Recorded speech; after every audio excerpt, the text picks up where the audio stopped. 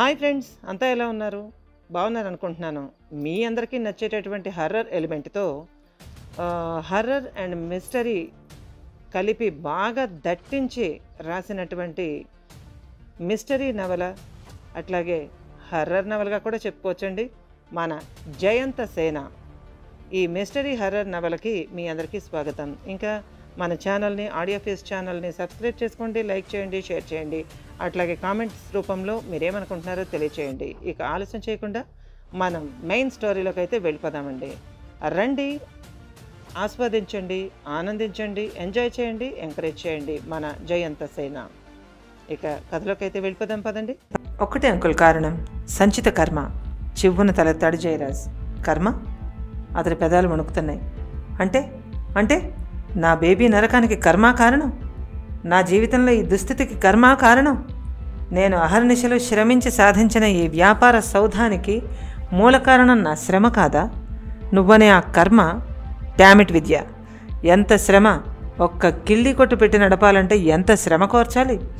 ఒక కాలేజ్ నడపాలంటే ఎంతమంది కావాలి? అలాంటిది ఇన్ని వ్యాపారాలు, ఇన్ని వ్యవహారాలు ఒంటి చేత్తో నడపాలంటే కావాల్సింది కర్మ కాదు విద్య, నిరంతర శ్రమ. నిరంతర శ్రమ, నిరంతర శ్రమ, శ్రమ శ్రమ శ్రమ. అంతేగాని కర్మ కర్మ కర్మ కాదు, కాదే కాదు. కర్మే అన్నీ చేస్తుందనుకుంటే శ్రమ ఎందుకు చేయటం? Non sense. జీవితాలని అంకితం చేస్తే గానీ అద్భుతాలు సృష్టించలేం. శ్రమ కోర్చడం చేతకాని వాళ్లే వేషాలు నమ్ముకుంటారు. నీతులు, సూక్తులు కొందరికి అన్నం పెట్టచ్చు, కానీ అద్భుతాలు చేయలేవు. 1,00,000 మంది ఎంప్లాయీస్ మాత్రమే అవ్వగలరు. ఆ 1,00,000 మందిలోనూ 10 మందే ఎంప్లాయర్స్ కాగలరు. నీతులు చెప్తూ కూర్చుంటే అవ్వరు, నిరంతర శ్రమతో అవుతారు. Please don't say like that. మాట్లాడు విద్య, నీకెవరో తెలుసు. వాళ్ళ చేతుల్లోనే ఉంది నా కూతురు జీవితం. చెప్పు, ఇప్పుడే చెప్పు. ఆ పాము నిన్ను కదలనివ్వదు. ఇదంతా ఒక పెద్ద ఊబి, కదిలే కొద్దీ కూరుకుపోతాం. Help me Vidya, please. You are also my daughter. ఈ డాడీకి హెల్ప్ చేయవా విద్య అన్నాడు జయరాజ్. చటుక్కున విద్య జయరాజ్ పాదాలను తాకింది. నాకు తేడా లేదు అంకుల్, నాకు మీరు తండ్రి. So don't be sentimental, be brave and be cool. నాకొక్క పూట టైం ఇవ్వండి, సాయంత్రానికి నేను చెప్తాను మన ప్రయాణం ఎప్పుడో. ఈసారి విద్య కంఠం స్థిరంగా ఉంది. నిజంగానా పెద్ద బేబీ? నిజంగానా? నీ సిస్టర్కి బాగవుతుందా? మనం ఇక్కడి నుంచి కదులుతామా? విద్య చేతులు పట్టుకుని ప్యానిక్గా ఊపేస్తా అన్నాడు జయరాజ్. అతడిలో ఉద్వేగం. ఎస్ డాడీ, మీరు నార్మల్గా ఉండండి. నా బుజ్జి చెల్లాయి భారం నాది. ఆ గదిలోకి మిథున్ రావడం చూసి టక్కున ఆపేసింది విద్య. అంతా విన్న మధు భారంగా నెట్టి వచ్చి బయటికి నడిచాడు. మారిన వాతావరణాన్ని బట్టి అక్కడ ఏదో డిస్కషన్ జరిగిందని గుర్తించిన డాక్టర్ మిథున్ జయరాజ్ని డిస్టర్బ్ చేయకుండా మెల్లగా బయటకు వచ్చేశాడు. విద్య జయరాజ్ని రిలాక్స్ అవ్వమని చెప్పి తన మిగతా పనులన్నీ పక్కన పెట్టేసి ఉత్తరముఖంగా కూర్చొని ధ్యానించే ప్రయత్నం మొదలుపెట్టింది. అది మెడిటేటర్, అసలు ఆమె మెడిటేటర్ అని అప్పటిదాకా ఎవరికీ తెలీదు. అది దాచి ఉంచవలసిన అవసరం ఏమిటో కూడా తెలియదు.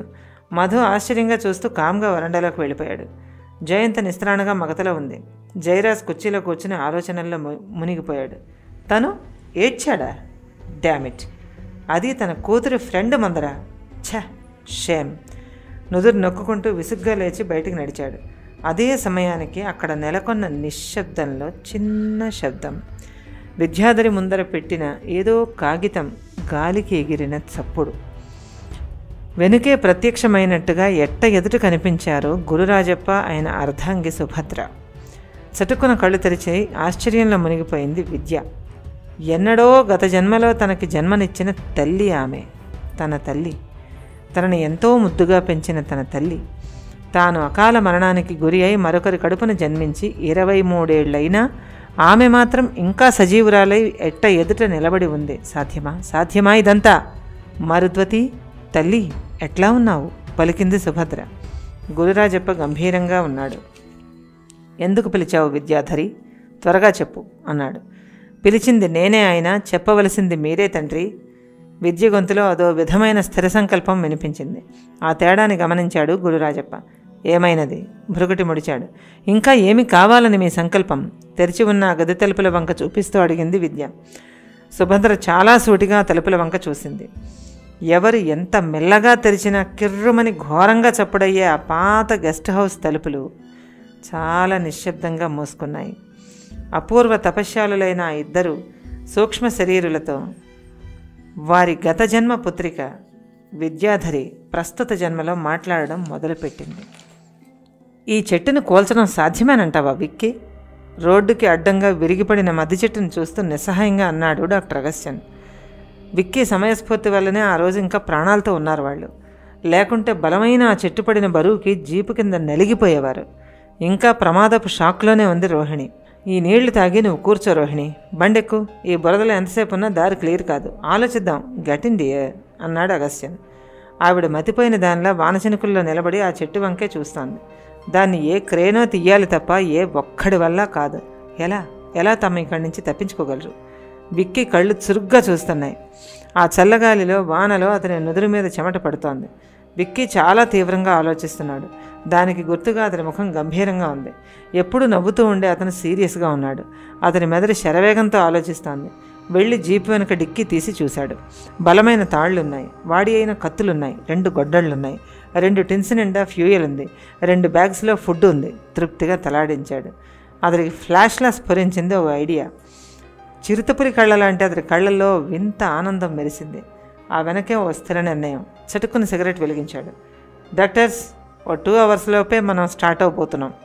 బీ కూల్, హాయిగా మాట్లాడుకోండి, ఈ విషయం మర్చిపోండి అగస్త్యంతో చెప్పాడు. రోహిణి ఆశ్చర్యంగా ఎలా విక్కీ అని మాత్రం అంది, ఆపుకోలేక. వెయిట్ అండ్ సీ అని హుషారుగా రెయిన్ కోట్ విప్పేసి జీపులోకి విసిరి కొట్టాడు. వాటర్ ప్రూఫ్ వాచి పెట్టుకున్నాడు. అతన్ని ఆ క్షణంలో చూస్తే ఉత్సాహం అంతా కూరేసినట్టున్నాడు. అదే అతడి విజయ రహస్యం. ఊబిలో నిలువున కూరుకుపోతున్న విసుగు విరక్తి రావు అతనికి. ఏ క్షణమైనా బయటికి పోగలనేమో అని మాత్రమే ఎదురు చూస్తాడు. దేవుడు అరుదుగా అలాంటి వాళ్ళని సృష్టిస్తాడు. విక్కీ అందమైన పేరు కాదు, కానీ అతని స్వభావమే అతని మేనరిజం. చకచక ఆ చెట్టు దగ్గరికి వెళ్ళాడు. అడ్డంగా యుద్ధంలో కుప్పకూలిన రాక్షసుల్లా పడుందది. గొడ్డలు తీసుకుని చిన్న చిన్న కొమ్మలన్నీ అరగంటలో నరికి క్లియర్ చేసుకున్నాడు. అతడు వేసుకున్న గచ్చకాయ రంగు టీషర్టు ఛాతీ మీద చెమటతో తడిసిపోయింది. అతడి మోచేతులు తడిగా మెరుస్తున్నాయి. నుదుటిని కర్చీఫ్తో తుడుచుకుంటూ జీపు స్టార్ట్ చేశాడు. కాస్త దూరానికి వెళ్ళి పొజిషన్ చూసుకున్నాడు. మళ్ళీ బ్యాక్ చేసి రివర్స్ చేశాడు. 10 అడుగుల దూరానికి రివర్స్ చేసి పెట్టాడు. వెనక్కెందుకు తిప్పావు విక్కీ? రోహిణి అడిగింది. విక్కీ మాట్లాడలేదు. అగస్త్యన్ మెచ్చుకోలుగా చూస్తున్నాడు. తాళ్లు కట్ట తీసి ఒకదానికోటి జత చేసి ఎక్స్నాట్ వేశాడు. బాగా బిగుసుకుందని నిర్ధారించుకుని ఆ విరిగిపడ్డ చెట్టు బోధకి అతి కష్టం మీద కట్టగలిగాడు. ఆ పని చేయడానికి అతనికి 15 గంట పైనే పట్టింది. జీప్ వెనకనున్న రాడ్కి 2వ చివరిని బిగించి కట్టాడు. నుదురు అరచేత్తో తుడుచుకుంటూ డ్రైవింగ్ సీట్లో కూర్చుని ఒక్కసారిగా స్టార్ట్ చేసి రైస్ చేశాడు. ముందుకు దూకవలసిన జీప్ నెమ్మదిగా కదిలింది. అంతే. ఉత్సాహంగా లెఫ్ట్కి స్టీరింగ్ శక్తి కొద్దీ మళ్లించాడు. విరిగిపోతుందేమో అన్న డౌటు. బురదలో తడిసి మట్టిలో అతుక్కున్న చక్రాలు ఓ పట్టాన కదలటం లేదు. పదే చేస్తున్న ప్రయత్నం వల్ల మెల్లిగా ఆ బోధను ఈడ్చుకుంటూ లెఫ్ట్కి 4 అడుగులు లాగింది జీపు. ఓ 4 అడుగులు మాత్రమే జరిగింది ఆ చెట్టు. అంతే. ఒక్కసారిగా కిందకి దూకి గబగబా తాళ్లు విప్పి అన్నీ సరిచూసుకుని 5 క్షణాల్లో జీపుని సర్రన రైట్కి టర్న్ చేశాడు. జీప్ సాఫీగా వెళ్ళిపోయేంత దారి కనబడింది. విక్కీ మొహంలో ఉత్సాహం ఝుమ్ అంటే ఎగసింది. Yeah, success! Doctors, let's go! Gear మారుస్తూ స్టార్ట్ చేశాడు. విక్కీ నుదుటి మీద పడుతున్న తడి జుట్టు ఓ చేత్తో వెనక్కి తోసుకుంటూ మెడని ఫ్రీ చేసుకుంటూ వేసుకున్న టీషర్ట్ని లూజ్ చేసుకుని పొజిషన్లో కూర్చున్నాడు విక్రమ్. ఊపిరి పీల్చుకున్నాడు డాక్టర్ అగస్త్యన్. మగవాడి అందం చదువులోనో, రూపంలోనో, డబ్బులోనో, హోదాలోనో ఉండదు. కేవలం సామర్థ్యం మీదే ఆధారపడి ఉంటుంది. ఆ లెక్కన విక్కీ చాలా అందగాడని చెప్పుకోవాలి. జీప్ మళ్ళీ బెంగళూరు దిశగా దూసుకుపోతుంది. ఆ తడి రోడ్డు మీద చాలా జాగ్రత్తగా కూడా దూసుకెళ్తోంది. ఏమైనప్పటికీ అంతా కాలమహిమ. కాలం కలిసి వస్తే అంతే. లక్ ఆగే ప్రశ్నే లేదు. సమస్యలు వస్తేనే మనిషి బలం పెరుగుతుంది, తెలివి పదునెక్కుతుంది. అదే వండర్స్ చేయిస్తుంది. So time is always wonderful. అదే సమయానికి అడవిలో నాయని పిలిచింది మందారి. ఎల్లుండే అమావాస్య నగరి కేశవరాయప్ప అన్నాడు. పౌర్ణమి నాటికి వస్తానన్న మణికర్ణిక ఇంకా రాలేదు. ఏమైనదో అర్థమే కావడం లేదు. మన స్వప్న ఫలమో, యువకిషోరమో, చంద్రభూపతి, మంజురేఖ, విక్రమసింహ రాయప్ప, మనము కలియుట తథ్యమన్న గురురాజప్ప కూడా తిరిగి రాలేదు. ఇంకా మనకు దర్శనం కూడా ఇవ్వలేదు. కారణమేమో తెలియరావడం లేదు. నాగరి, మనకేమైనదో అసలు మనమేమైనా తెలుసుకోగలమా అడిగాడు కేశవరాయప్ప. సీరియస్గా వింటున్న నాగిరి ఏదో చెప్పేంతలో పక్కనే ఉన్న ఉలూపిరి కూర్చున్న బండరాయి మీద గొంతుగ్గా గెంతి, పరిసకారం జమనాయని, పరిసకారం అన్నాడు సడన్గా. ఎన్న పరిసకారం నాయని అంది మందారి ఆతృతగా. చెప్పు ఉలూపిరి, చెప్పు, నీకు తెలిస్తే చెప్పు. ఈ కర్ణాటక రాజవంశ చరిత్రలో విశ్వాసగా నిలిచిపోయే మహద్భాగ్యం నీకుంది ఉద్వేగంగా అన్నాడు కేశవరాయప్ప. మెల్లగా నాగిరి చెవిలో ఏదో 5 నిమిషాల పాటు సుదీర్ఘంగా చెప్పాడు ఉలూపిరి. వింటున్నంతసేపు నాగిరి ముఖం ముందు భయ విస్మయాలు ఆనందంతో నిండిపోయింది. ఎన్న జమ నాగిరి రగసగం జమ బిత్తిన జమ పరనాయని కేశవనాయని ఎన్న నాగిరి గులుంబాసిది ముల్ల జమ అంటున్న కేశవరాయప్ప నోటికి అడ్డంగా చేతిని పెడుతూ నాగిరి ఆవేశంగా తన బొటన వేలిని బొట్లోని బాకుతో కోసుకొని ఆ రక్తం కేశవరాయప్ప గుండెకి రాసేశాడు. ఇన్న నాగిరి పానాన జమ కేశవరాయ మెత్త జమ ఇన్నెల్ల బిక్కు జమ ఆవేశంగా అన్నాడు. మిత్రుడి మాటలతో కేశవరాయప్ప చెయ్యి మీసం దూపింది. రాజ్యాలు పోయినా, రాజరికాలు నశించినా ఆ రాజవంశస్థుడి రక్తం ఇంకా తన పూర్వీకుల రాజసాన్ని నింపుకునే ఉంది. అవును నాగిరి, నీ వంటి మిత్రుడు దొరకడం నా అదృష్టం. అంతా చెన్నకేశవ స్వామి దయ, ఆ రాజవంశం చేసుకున్న పుణ్యం. ఉలూపిరి ఏం చెప్పాడు ఆతృతగా అడిగాడు. రగసగం మెత్త అని కేశవరాయప్ప చెవిలో 1/4 గంట సేపు చెప్పాడు నాగిరి. శ్రద్ధగా విన్న తర్వాత కేశవరాయప్ప ముఖం కాస్త గజిబిజిగా ఉంది.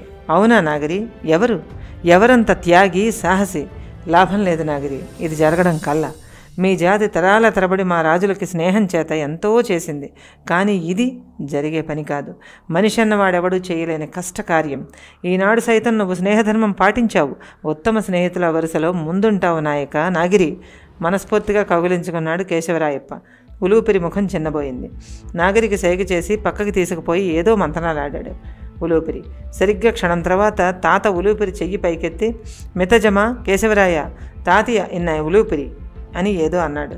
కళ్ళ నుండి రాలుతున్న ఆనంద బాష్పాలు మెడలోని కంటి మీదుగా జారిపోయాయి. ఇద్దరినీ చెరవ చేత్తో ఆలింగనం చేసుకుని ఆకాశం కేసి చూస్తూ తృప్తిగా కళ్ళు మూసుకున్నాడు. స్నేహానికి అంతరాలు వెతికే ఈనాటి మనుషులు కారు వాళ్ళు.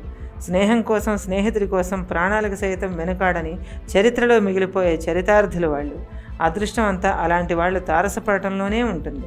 ఆ అదృష్టం కన్నడ రాజవంశీకులకి లభించి 8 తరాలవుతోంది. కొత్త ఉత్సాహంతో గూడెం మేలుకుంది, ఇంకా ఉంది. నెక్స్ట్ పార్ట్ వరకు ఎదురు చూడక తప్పదు.